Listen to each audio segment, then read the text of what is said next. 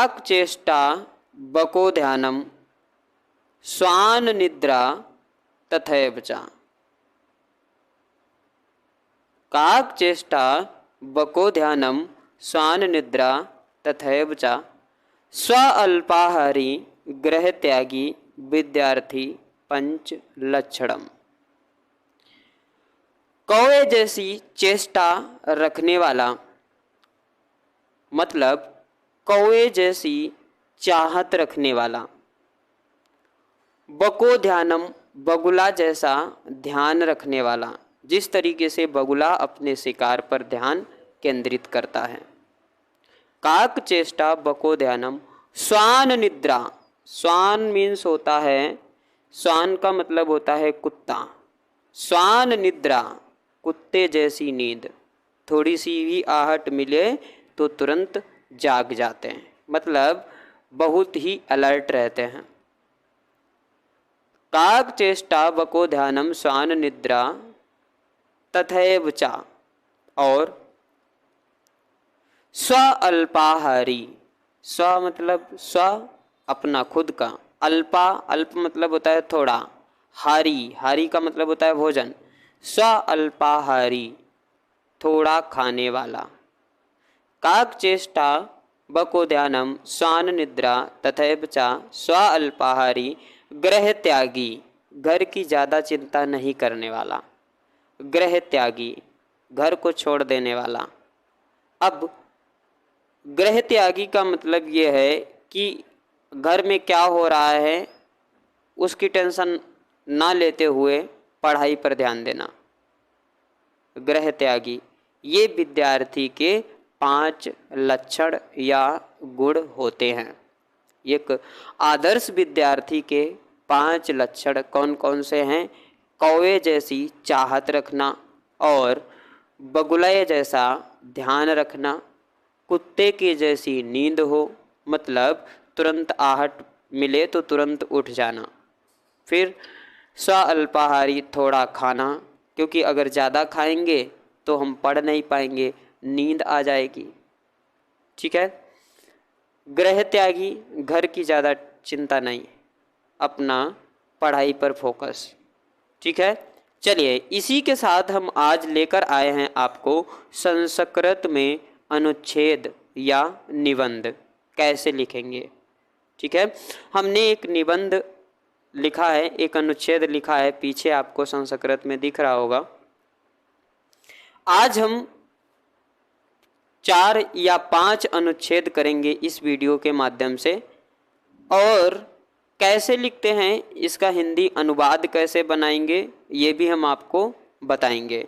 इसमें कुछ मीनिंग होती हैं, जैसे हिंदी में मीनिंग होती है, इंग्लिश में मीनिंग होती हैं, तो ठीक उसी प्रकार संस्कृत में भी मीनिंग होती हैं। ठीक है। तो हमने ये जो पीछे आपको दिख रहा होगा बोर्ड पर, ये अनुच्छेद हमने लिखा हुआ है गंगा, गंगा नदी पर लिखा हुआ है। तो गंगा नदी पर बहुत ज़्यादा पूछा जाता है, 9th में भी पूछा जाता है, 8 में भी पूछा जाता है, और 7th में भी पूछा जाता है, यहाँ तक कि कभी कभी 10th में भी पूछ लेता है कि कोई एक अनुच्छेद लिखिए या कोई एक श्लोक लिखिए। तो श्लोक तो हमें याद करके ही लिखना पड़ता है, लेकिन अनुच्छेद में हम थोड़ा बहुत अपने हिसाब से भी, अगर आपको थोड़ी बहुत संस्कृत आती है या आपने कभी थोड़ी बहुत पढ़ी है तो आप आसानी से लिख सकते हैं। चलिए देखते हैं इस अनुच्छेद में, और कृपया इस वीडियो को लाइक ज़रूर करें, क्योंकि हमने बहुत मेहनत से संस्कृत लिखना सबसे कठिन होता है।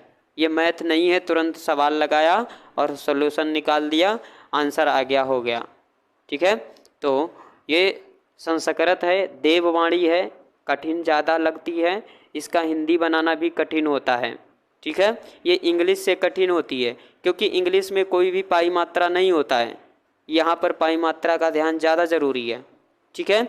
चलिए देखते हैं, इसको पढ़ते हैं और फिर इसका हम हिंदी अनुवाद भी आपको बताएंगे। और हम थोड़ा सा साइड में हट जाते हैं 2 सेकंड के लिए, ताकि आप पॉज करके, वीडियो को पॉज करके इसको आप लिख सको। ठीक है। ये आप इसको लिख सकते हैं, देख लीजिए, ये कुछ ऐसे हमने लिखा हुआ है और इसको आप लिख सकते हैं। इस टाइम आप वीडियो को पॉज करके इसको लिख सकते हैं अपनी कॉपी पर, ठीक है।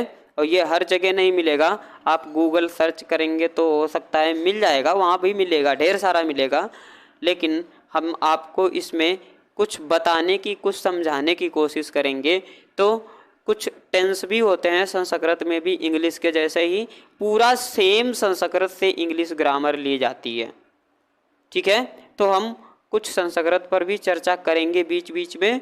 मैथ, इंग्लिश, फिजिक्स, साइंस, दुनिया भर का ये तो चलता ही रहेगा। साथ साथ में हम देववाणी संस्कृत को भी साथ में लेके चलेंगे। बहुत सारे लोगों की प्रॉब्लम होती है, सर संस्कृत वाला पार्ट छूट गया। अरे जिसमें ठोस नंबर मिलने चाहिए वही छोड़ के आ रहे हो, ठीक है। चलिए, तो आप यहाँ पर पॉज करके लिख सकते हैं। अब हम इसको पढ़ना शुरू करते हैं। देखो लिखा हुआ है, गंगा गंगा अस्माकं देशस्य पवित्रतमा नदी वर्तते। इसका मतलब ये हो गया है, देखो इंग्लिश में क्या होता है, पहले हम क्या करते हैं, जो हमारा सब्जेक्ट रहता है उसको यहाँ लिखते हैं, और जो हेल्पिंग वर्ब रहती है वो लास्ट से, पहले यहाँ इसका इंग्लिश बनाते हैं फिर इसका इंग्लिश बनाते हैं। लेकिन संस्कृत में ऐसा नहीं है। कहो सर ये क्या बात हुई? हाँ बिल्कुल, देखो इसमें सीधे सीधे अर्थ बनेगा। कैसे बनेगा? गंगा अस्माकम मतलब हमारे, देशस्य मतलब देश की, पवित्रतमा मतलब पवित्र, नदी नदी, वर्तते मानते हैं या बोली जाती है, ठीक है। तो इसका अर्थ हो गया गंगा हमारे देश की पवित्र नदी बोली जाती है, या गंगा हमारे देश की पवित्र नदी है। इतना क्लियर हो गया। आगे, अस्या नद्या, अस्या मतलब इस, नद्या मतलब नदी को, जन्म जन्म विषय, जन्म के बारे में या जन्म के विषय में, ठीक है। अस्या अस्या नद्या जन्म विषय, इस नदी के जन्म के विषय में। नाना, नाना का मतलब होता है बहुत, विभिन्न प्रकार के, नाना बहुत सी, कथा कथाः, कथाः मतलब कहानियाँ, श्रूयन्ते सुनी जाती हैं, ठीक है।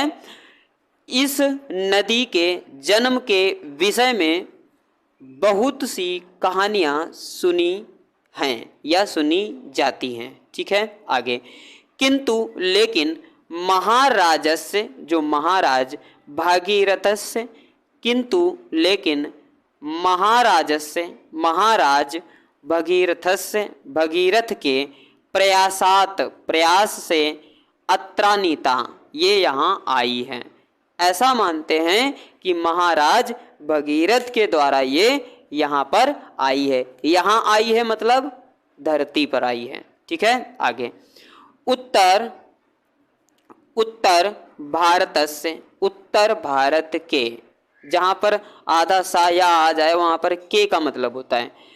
उत्तर भारतस्य उत्तर भारत के, अनेकान मतलब अनेक, नगराणि मतलब नगर, अस्या अस्या मतलब इसके, तटे तटे का मतलब है तट पर, इसके तट पर, अवस्थितानि सन्ति, अवस्थित हैं या स्थित हैं, संति मतलब हैं, ढेर सारे। उत्तर भारत के अनेक नगर इस के तट पर स्थित हैं, ठीक। यहाँ तक क्लियर हो गया है तक। अब इयम यह, हिमालयात हिमालय से, निःसरित, निःसरित का मतलब होता है निकलती है, तथा और, वंग वंग सागरे, वंग का मतलब होता है वंगाल, वंगाल वंगाल, ठीक है। हम लोग जनगण मन गाते हैं, द्राविड़ उत्कल बंग, बंग का मतलब होता है बंगाल, ठीक है। बंगाल, तो यह बंगाल सागरे पतति, बंगाल के सागर में गिरती है।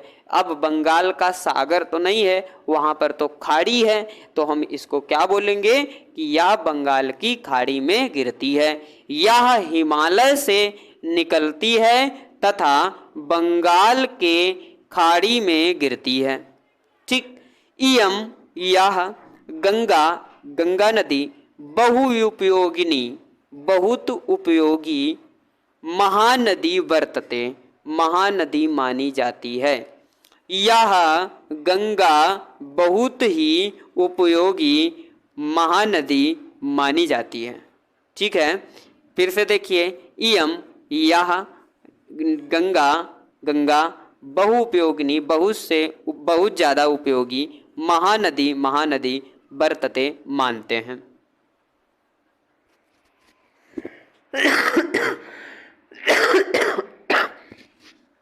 आगे,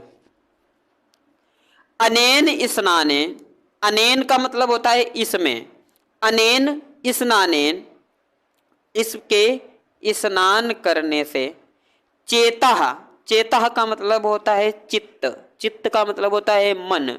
ठीक है, अनेन अनेन स्नानेन चेता निर्मलम, निर्मलम का मतलब होता है शुद्ध साफ, भवति होता है। इसके स्नान से चित्त साफ होता है, इसके स्नान से चित्त या मन निर्मल होता है। ठीक है, अब एसाम एसाम कृषि क्षेत्राणाम सेचन कार्यम संपादयति, इससे, एसाम का मतलब है इससे या जिससे। ठीक है, जिससे कृषि के खेत मतलब खेतों की सिंचाई का कार्य संपादित मतलब पूरा किया जाता है। इसके जल से सिंचाई का कार्य भी पूरा किया जाता है। ठीक है, ये हमारा था आज का पहला और सबसे संस्कृत का, मान लो अपने चैनल पर संस्कृत का सबसे पहला संस्कृत अनुच्छेद। अभी तक संस्कृत का हमने कुछ नहीं डाला है। ठीक है, अब आगे बढ़ते हैं। आगे हम कौन सा लेके आएंगे, आगे वाला भी बहुत उपयोगी होगा। ठीक है,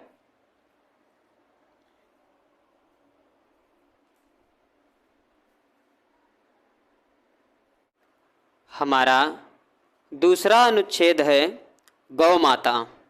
ठीक है, जो हमारा दूसरा अनुच्छेद है वो है गौ माता, और ये सबसे ज़्यादा आता है, सबसे ज़्यादा आता है।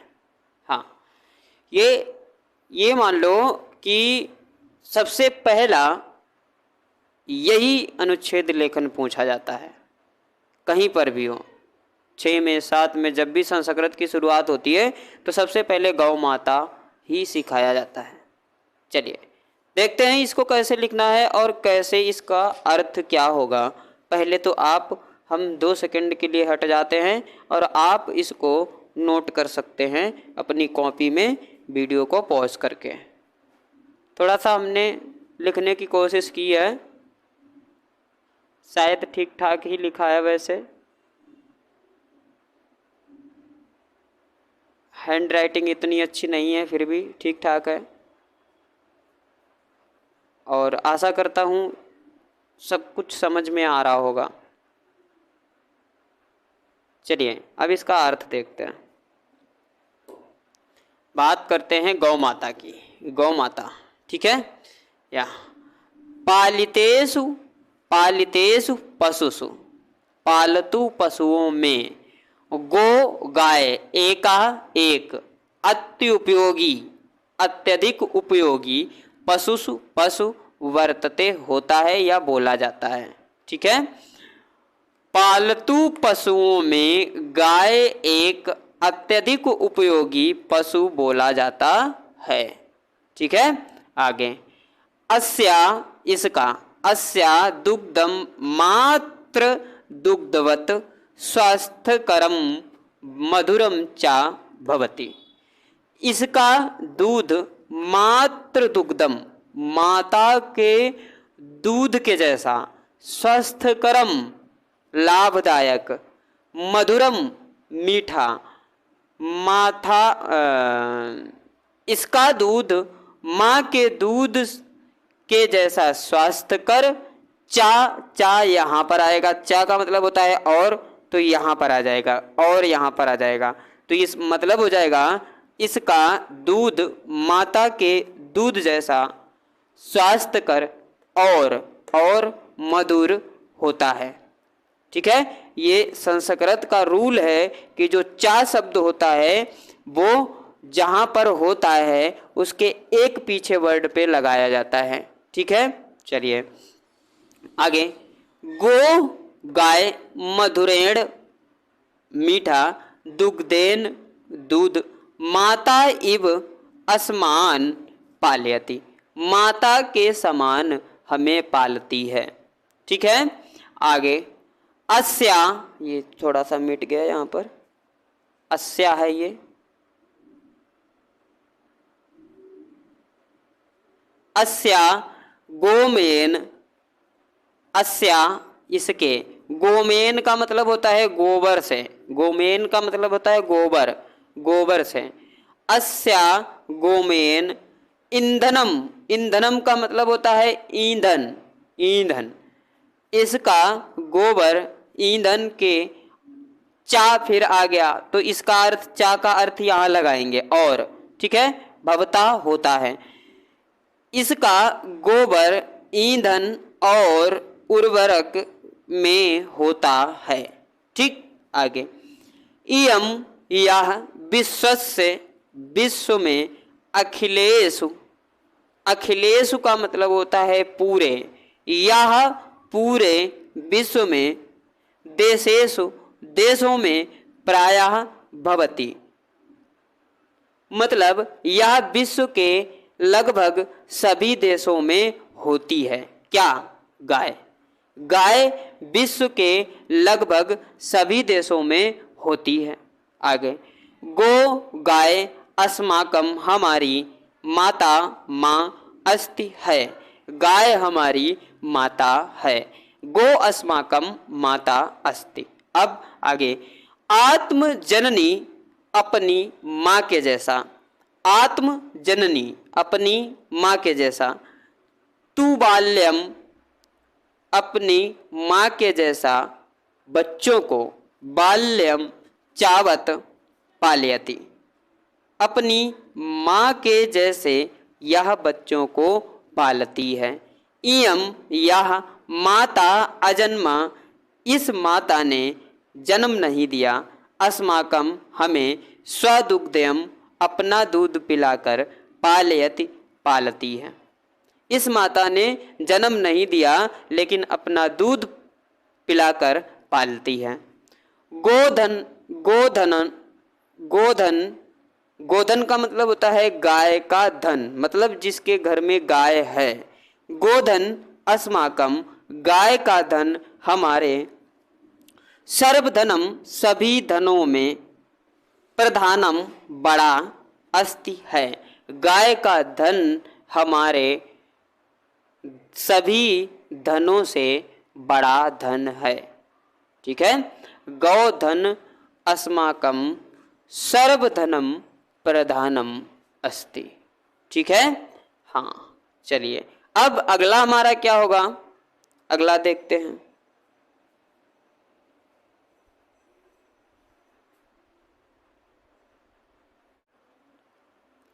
कृषकः, कृषकः मतलब किसान, या इसको आप भारतीय किसान भी कह सकते हैं। ठीक है, हाँ इसमें आपको भारतीय किसान के बारे में चर्चा की गई है आपके लिए, और वो भी संस्कृत में। चलिए तो फिर हम 2 सेकंड के लिए एक साइड हो जाते हैं ताकि आप उसको रोक सको और पूरा लिख सको। ठीक है, चलिए आप लिख लीजिए और हम 2 सेकंड के लिए साइड हो जाते हैं। आशा करता हूँ कि आपको शब्द सभी समझ में आ रहे होंगे, बिल्कुल परफेक्टली दिख भी रहे होंगे। ठीक है, चलिए अब इसका अर्थ भी हम जान लेते हैं।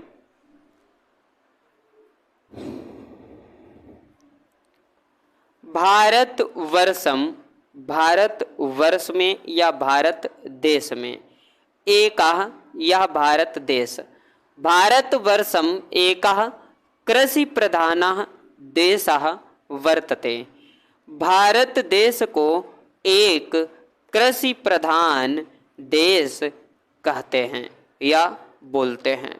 भारत को एक कृषि प्रधान देश बोलते हैं। कृषि प्रधान का मतलब क्या हुआ है कि यहाँ का मुख्य जो मुख्य चीज़ है वो है खेती, कृषि, क्योंकि सबसे ज़्यादा यहाँ पर मैदानी भाग है। किसका? गंगा और जमुना का। ठीक है, तो जो मध्य इलाका है गंगा जमुना का मैदानी भाग। ठीक है, और उत्तर में आपको देखने को मिलेगा हिमालय पर्वत। ठीक है, तो जो मैदानी भाग है वह ज़्यादा है, इसलिए यहाँ पर खेती सबसे ज़्यादा होती है। भारत में 75% खेती होती है। चलिए आगे देखते हैं। अगर आप भूगोल पढ़े हैं अच्छे से तो आपको याद होगा और पता भी होगा इसके बारे में। कृषि प्रधान देश किसको कहते हैं? अस्मिन् देशे, इस देश में 5,00,000 ग्रामाः सन्ति, हमारे देश में पंचशील योजना, 5,00,000 मतलब पंचवर्षीय योजना। पंचवर्षीय योजना जानते हैं आप? जैसे प्रधानी का चुनाव होता है ये गांव में होता है, और नगर पालिका का चुनाव कहाँ होता है? ये शहरों में और कस्बों में और नगरों में होता है। ठीक है, तो नगर पालिका का जो चुनाव होता है जिसको हम मेयर कहते हैं वो कहाँ होता है? वो शहरों में होता है। लेकिन जो प्रधान वाली बात है वो गाँवों में होती है। 5 साल के लिए कार्यकाल दोनों का होता है, दोनों का जो प्रोसेस है वो सेम रहता है।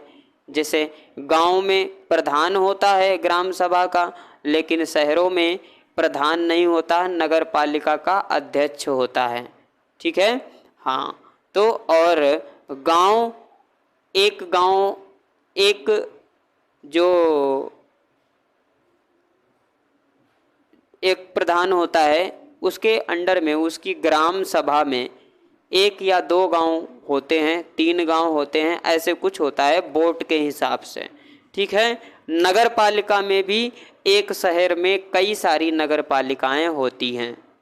ठीक है, तो इसलिए अस्मिन् देशे, अपने देश में 5,00,000 ग्रामाः सन्ति, पंचवर्षीय वाले गांव हैं।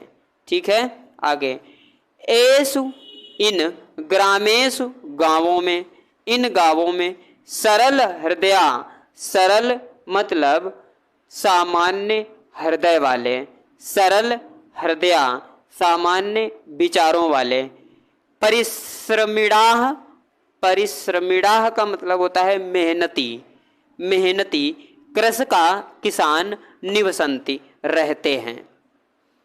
क्या हो जाएगा इसका अर्थ? इन गांवों में सरल हृदय के मेहनती किसान रहते हैं। ठीक है, इसका अर्थ हो जाएगा इन गांवों में सरल हृदय या सरल विचारों वाले परिश्रमी किसान रहते हैं। एते कृषिका एव अस्माकं सर्वेषां जनानां अन्नदातारः सन्ति। ये किसान, एते कृषिका, ये किसान, एव अस्माकं हमारे, सर्वेषां हम सबको, जनानां लोगों को, ये किसान हम सभी लोगों को, अन्नदातारः सन्ति, ये किसान हम सब लोगों के अन्नदाता होते हैं। ये किसान हम सब लोगों के अन्नदाता होते हैं। तेसाम, उनकी, कृषकाणाम खेती में, तेसाम कृषकाणाम अनेकाः समस्याः सन्ति, उनकी खेती में अनेक प्रकार की समस्याएं होती हैं। तेषाम उनकी कृषकाणाम खेती में अनेका बहुत सी समस्याएं संति होती हैं। उनकी खेती में बहुत सी समस्याएं होती हैं। तासाम उसी प्रकार उसी समस्याओं उन्हीं समस्याओं के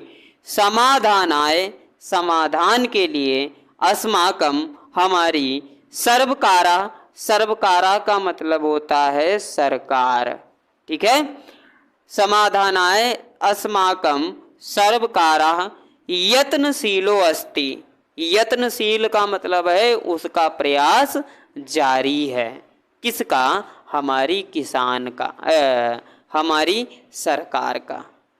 जो किसानों की समस्याएं हैं उनके लिए सरकार लगातार समस्याओं का समाधान कर रही है। किंतु लेकिन स्वतंत्रता आज़ादी प्राप्त रनंतरम, मतलब कि स्वतंत्रता प्राप्ति के अंत में या बाद में, स्वतंत्रता प्राप्ति के बाद इदानी यावत अपेक्षितम समाधानम नैव लक्ष्यते। यहाँ लेकिन स्वतंत्रता प्राप्ति के बाद इनका कोई भी अपेक्षित मतलब उनके अनुरूप समाधान नैव नहीं लक्ष्यते, लक्ष्य को पूरा नहीं कर पाया।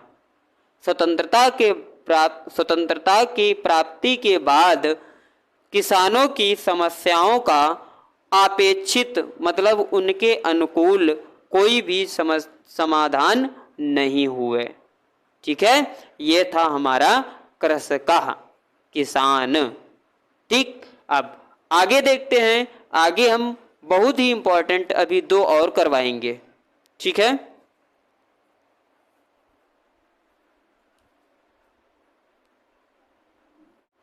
हमारा चौथा अनुच्छेद है दीपोत्सव या दिवाली या दीपावली।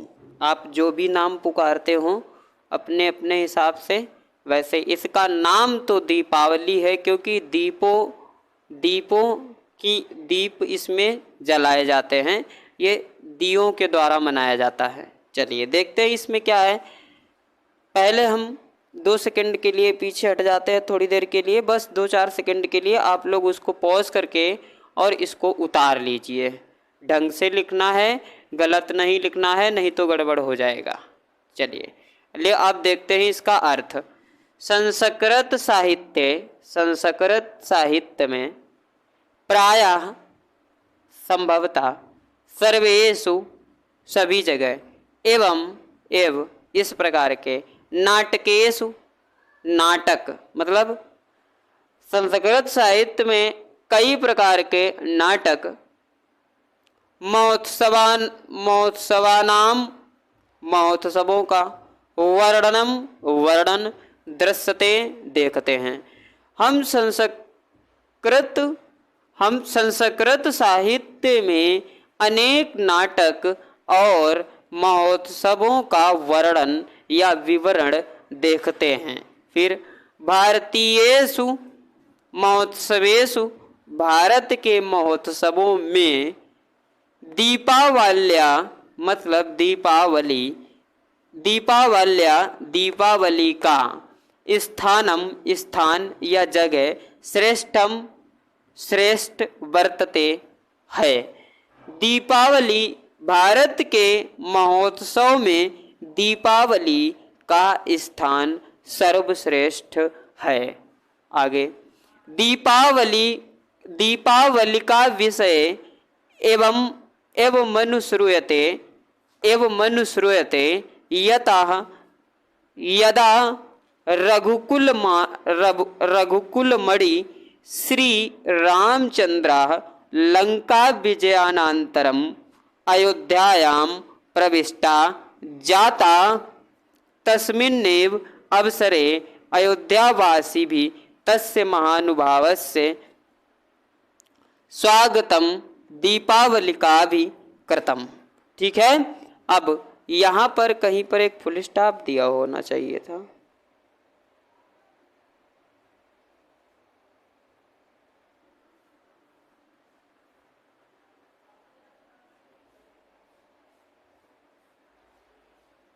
हाँ चलिए, दीपावली के विषय में ये भी सुना जाता है, मनुश्रूयते, ये भी सुना जाता है यत की यदा, जैसे रघुकुल मणि, रघुकुल वंश के, मणि मतलब वंश के, रघुकुल वंश के श्री रामचंद्र लंका पर विजय के बाद में अयोध्या में प्रवेश होते हैं। जाता लोग तस्मिन्नेव उनके अवसर में अयोध्यावासी तस्य उनके महानुभावस्य स्वागतम, बड़े भाव से स्वागत करने के लिए दीपमाला का भी, दीपों की मालाओं को करते हैं। ठीक है, दीप को जलाकर दीपों की मालाओं से उनका स्वागत करते हैं। आगे, कार्तिक मास से, कार्तिक महीने में कृष्ण पक्ष में, कार्तिक मास के कृष्ण पक्ष में अमावस्या को अयम यह उत्सव भवति होता है। कार्तिक महीने के कृष्ण पक्ष की अमावस्या को यह उत्सव होता है। ठीक, आगे, अस्याम रात्रो, इस रात में लक्ष्मी का पूजन भवति होता है। जना चास्मिन, और लोग इस अवसर पर लोग नूतनानि वस्त्राणि, नए कपड़े, पात्राणि, क्रीडकानि च समाहरन्ति, पत्ते भी खेलते हैं। ठीक है, हाँ, ये थे हमारे आज के 4 सबसे इम्पोर्टेंट अनुच्छेद संस्कृत में। और अब हम अगली वीडियो में आपको 4 और लिखवाएंगे, वो भी काफ़ी अच्छे होंगे। ठीक है, हाँ, आशा करता हूँ आपको यहाँ पर पूर्ण रूप से समझ में आया होगा, क्योंकि हमने कोई ज़्यादा स्पीड नहीं रखी कि ये संस्कृत है तो इसमें ज़्यादा स्पीड से नहीं पढ़ा सकते, ताकि आपको समझ में आए। और संस्कृत थोड़ा कठिन विषय भी है। ठीक है, मिलते हैं अगले वीडियो के माध्यम से, जिसमें हम आपको बहुत सारी जानकारियाँ, मतलब बहुत अच्छे अच्छे अनुच्छेद लेकर आएंगे। और तब तक के लिए आपको अगर ये वीडियो अच्छा लगा है तो प्लीज़ सब्सक्राइब ज़रूर कीजिए, और साथ ही साथ में लाइक ज़रूर कर दीजिए इस वीडियो को। अगर आपको कुछ भी पसंद नहीं आया होगा तो कम से कम एक लाइक हमारी मेहनत, मतलब हमारी हैंड राइटिंग को ही दे दो। अरे वीडियो नहीं अच्छा लगा कोई बात नहीं, हमारे हैंड राइटिंग को ही दे दो एक लाइक। चलिए, मिलते हैं अगली क्लास में। तब तक के लिए खुश रहिए, बी पॉजिटिव, सकारात्मक रहिए, सब सही होगा। जय हिंद।